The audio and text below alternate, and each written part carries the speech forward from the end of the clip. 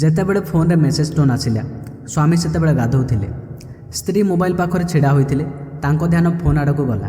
ସେ ଫୋନ୍ ଉଠାଇ ମେସେଜ୍ ପଢ଼ିଲେ। ହାଏ, ଗୁଡ୍ ମର୍ଣ୍ଣିଂ ଡିଅର୍। କେଉଁ ଗୋଟେ ବେବିର ମେସେଜ୍ ଥିଲା।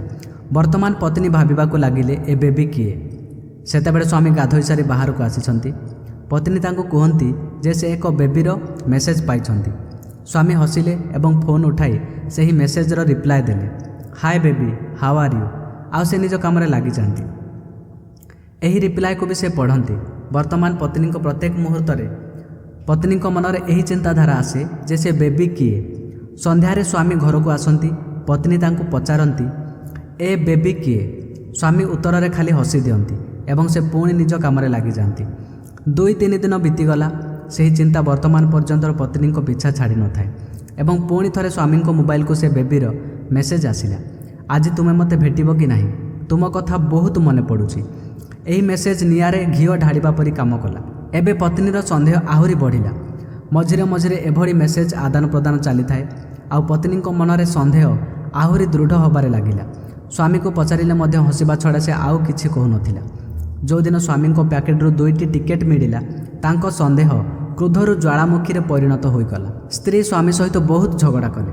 ସ୍ୱାମୀ ତାକୁ ବୁଝାଇବାକୁ ଚେଷ୍ଟା କରିଲେ, କିନ୍ତୁ ସେ କିଛି ବି କଥା ଶୁଣିବାକୁ ପ୍ରସ୍ତୁତ ନଥିଲା।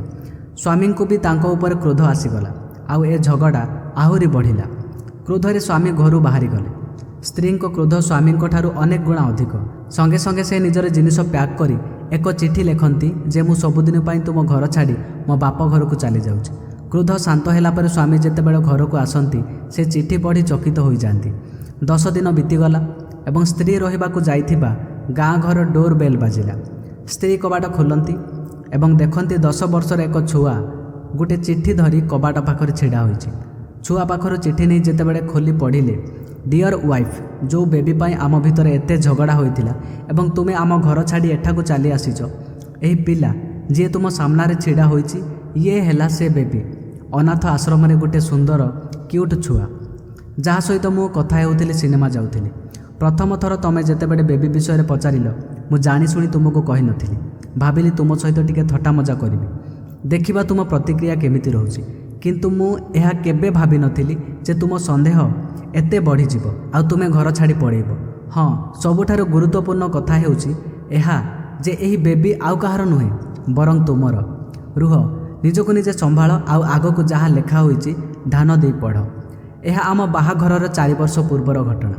ଯେତେବେଳେ ତୁମେ ତୁମ କଲେଜର ଶେଷ ବର୍ଷରେ ପଢ଼ୁଥିଲ, ତୁମ ପ୍ରଫେସର ତୁମ ନୋଟ୍ ନେବା ବାହାନାରେ ତୁମକୁ ତାଙ୍କ ଘରକୁ ଡାକିଥିଲେ ଓ ତୁମ ଚାରେ କିଛି ନିଶା ଔଷଧ ମିଶାଇ ତୁମ ସହିତ ଖରାପ କାମ କରିଥିଲେ।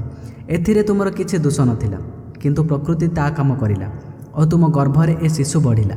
ବହୁତ ଚେଷ୍ଟା କରିବା ପରେ ମଧ୍ୟ ଗର୍ଭପାତ ହୋଇପାରିନଥିଲା।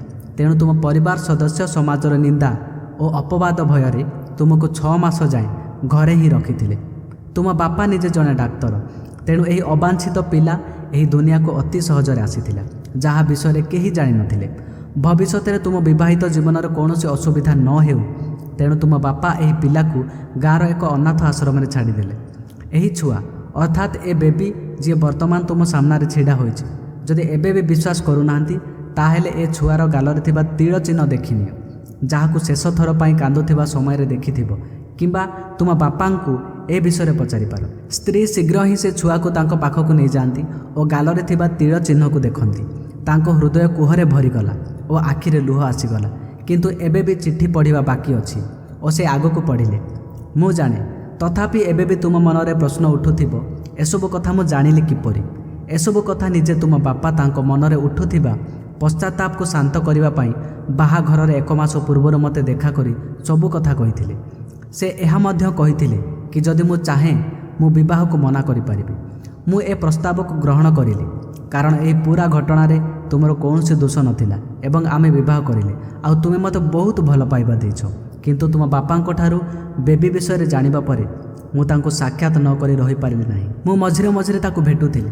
ତାକୁ ସାକ୍ଷାତ କରିବାକୁ ଓ ତା ସହିତ ସମୟ ବିତେଇବାକୁ ମୁଁ ଭଲ ପାଉଥିଲି। କେତେ ସୁନ୍ଦର ବେବି ବିନା ଦୋଷରେ କ'ଣ ପାଇଁ ଦଣ୍ଡ ପାଇବ? ସେଥିପାଇଁ ତାକୁ ଟିକେ ଖୁସି ଦେବା ପାଇଁ ଚେଷ୍ଟା କରିଲି।